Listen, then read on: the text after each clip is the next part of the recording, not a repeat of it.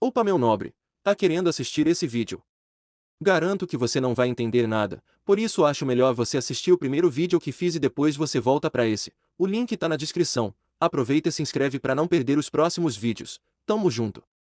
Dentro do Labirintos, Jin encontra um grupo de pessoas e os pergunta a sua identidade. Uma menina do grupo fala que eles estavam a procurar um lugar para farmar e por isso foram para Dungeon. Mas, e se foi por outro motivo? E se ela estivesse mentindo?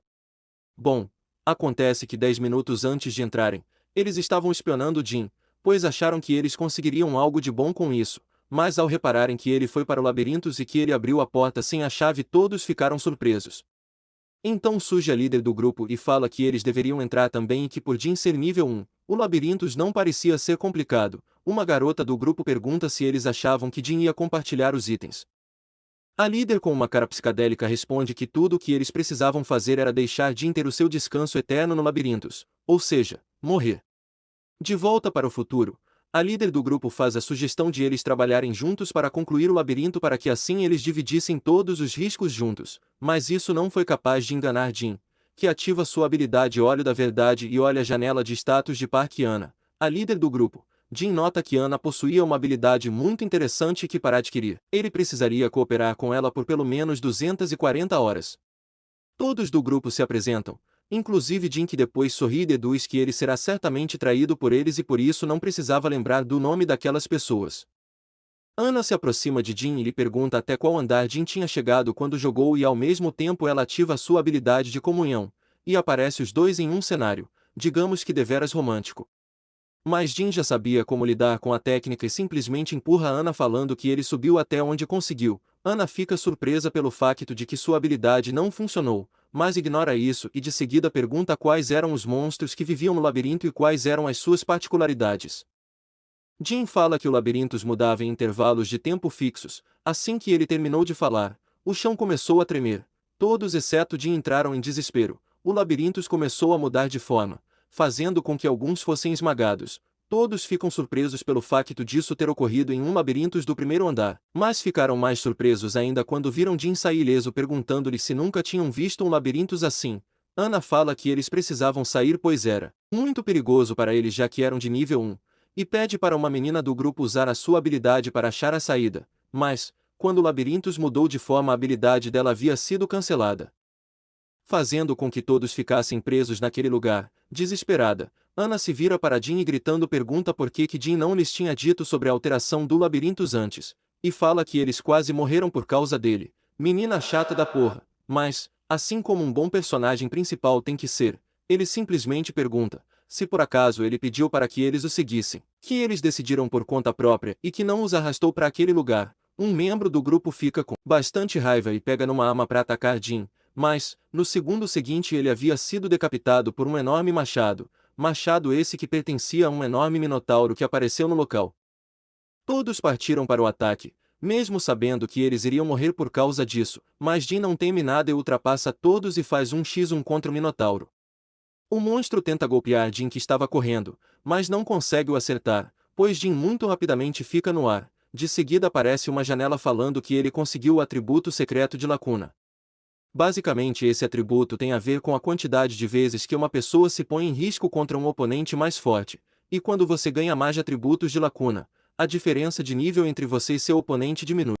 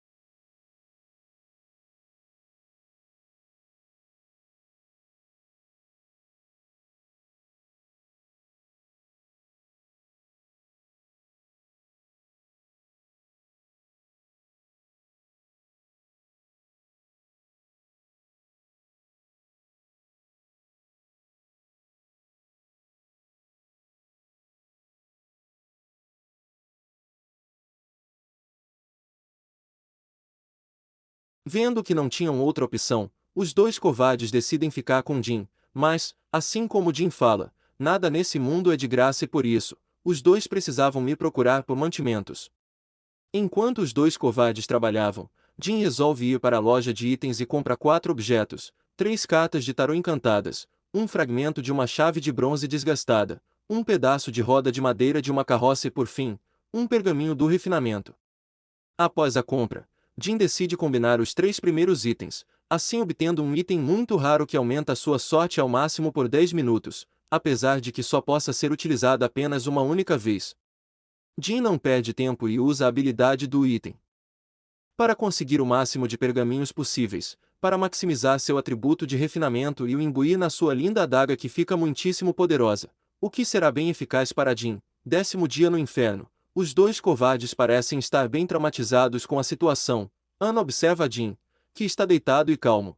Ela, que estava em live, pergunta para o seu chat se eles tinham alguma informação sobre Jin. Eles responderam que não conseguiam encontrar nada sobre ele pois tinha algo bloqueando o acesso às suas informações. Ana se vê perdida e pergunta se o chat tinha alguma informação da Guilda Raven, a qual ela pertencia, obtendo a resposta de que ia demorar muito para que ela fosse encontrada.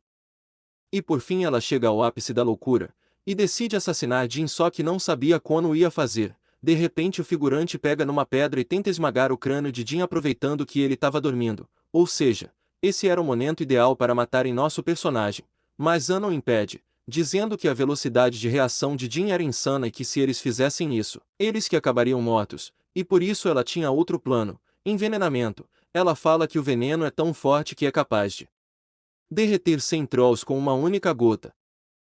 Mais tarde, aparece Jin, com uma cara de insatisfeito por causa de sua comida ser a mesma há muitos dias, ou seja, musgo e cogumelos. Ele pede para que Ana lhe passe a água e lá outro cara insignificante lhe passe mais cogumelos. Quando Jin coloca a colher na boca, podemos ver o chat indo à loucura e sendo muito sarcástico pois como você já deve suspeitar, a comida estava envenenada. De repente o tabuleiro com a comida cai no chão, mas não era o de Jin, e sim do insignificante que parecia estar a queimar por dentro, como se ele tivesse ingerido algum tipo de veneno.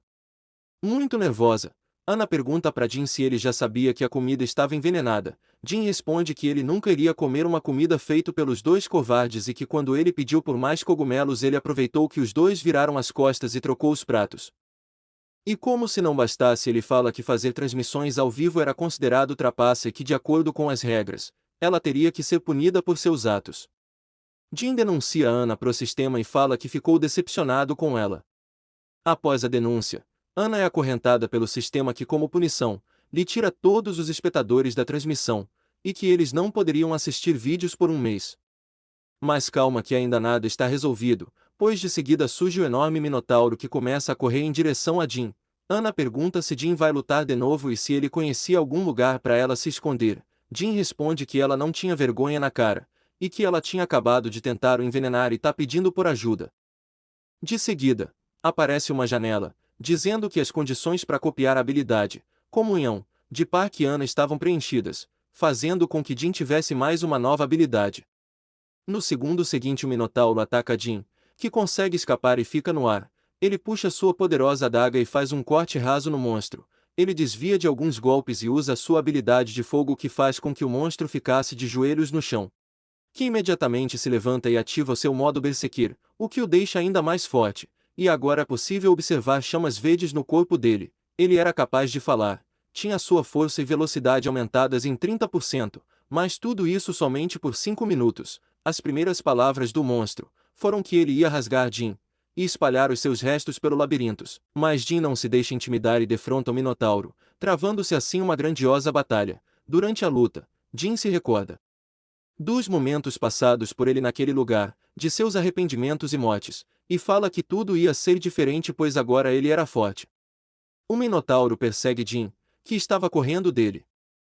E no momento que o monstro tenta socar nosso personagem, ele simplesmente para, pois seus 5 minutos tinham acabado. Jin deixa o monstro vivo, e vai até Ana, que estava boquiaberta, e para abalar ainda mais o estado mental dela, ele fala que ainda faltavam 20 dias para saírem de lá, e que durante esse tempo ele gostaria de lutar ainda mais. 20 dias se passaram, e aparece os dois lutando de novo, mas dessa vez nem deu pra falar nada porque Jin já estava em outro patamar, acabando com o monstro.